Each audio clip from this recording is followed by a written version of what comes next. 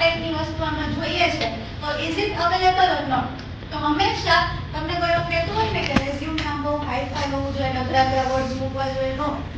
HR પાસે ખાલી એક રેઝ્યુમે જોવાનું 7 સેકન્ડ જ હોય. એમાં એને ક્લેરિટી વાઇઝ મળી ગયું તો ઠીક છે, તમે રેઝ્યુમે પાડીને ફેંકી દેશે. Is it clear? એટલે આ વસ્તુ ખાસ ધ્યાન રાખજો કે જ્યારે રેઝ્યુમે બનાવો તો keep it very simple and clear. Right? Second thing is કે એ કેન્ડિડેટની ડાયરેક્ટ ઇન્ફોર્મેશન આપો. એની પર્સનાલિટી, એનું કલ્ચર, એનું એજ્યુકેશન, કઈ આજુબાજુનું શું હશે, એટલે જે સ્કૂલ કોલેજમાં ભણ્યા હોય એ રીતના એનું કલ્ચર હોય, yes no, right. And the third one is કે ઇન્ટરવ્યુનું મેઇન પર્પઝ એ હોય કે છેલ્લે એ લોકો તમને ઓફર આપી છે.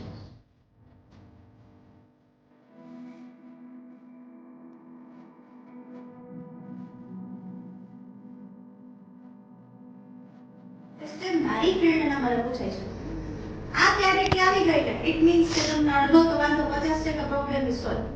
Clear? Let's proceed. This is the interview preparation. આ તમારે વાંચવું હોય તો વાંચો, પણ હું મારી ટ્રીક છે અમુક તમને સમજાવી દઉં. ધેટ ઇઝ ફર્સ્ટ છે સિચ્યુએશનલ નોલેજ. જ્યાં જ્યાં ઇન્ટરવ્યુ થવાનું છે, જ્યાં જ્યાં તમારે પહોંચવાનું છે, ફર્સ્ટ થિંગ ઇઝ કે 10 થી 15 મિનિટ પહેલા પહોંચી જજો. You have to reach by 10 to 15 minutes early. This is because already we are nervous when we are giving some interview. તો આજુબાજુ વાતાવરણ કેવું છે ને આપણે ખબર પડે.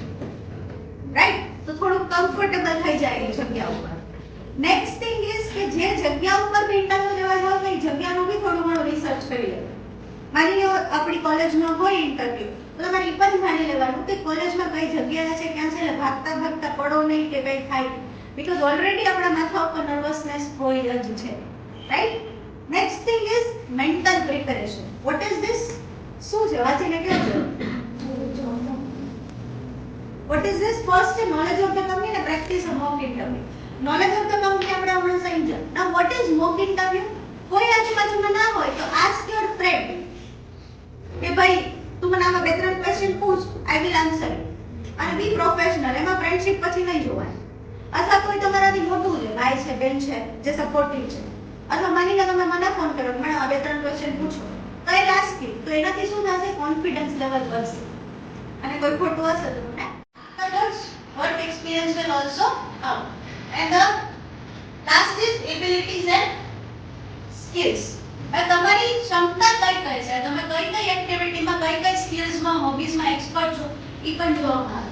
એક તમને ખાલી એક્સપિરિયન્સ મારો શેર કરું. હું જ્યારે ફ્રેશર હતી તમારી જેમ, બીકોમ પછી મારું એમબીએ ચાલુ હતું, પૂરું નતું થયું, તો ત્યારે હું એક જોબ માટે અપ્લાય કરવા ગઈ. તો હું પહેલેથી જ બ્લોગ્સ લખું છું, જે જે ટોપિક્સ મને ગમે એના ઉપર હું બ્લોગ લખું છું. રાઈટ? હવે મને ફ્રેશર તરીકે એ લોકોએ 7,000 સેલેરી ઓફર કરી.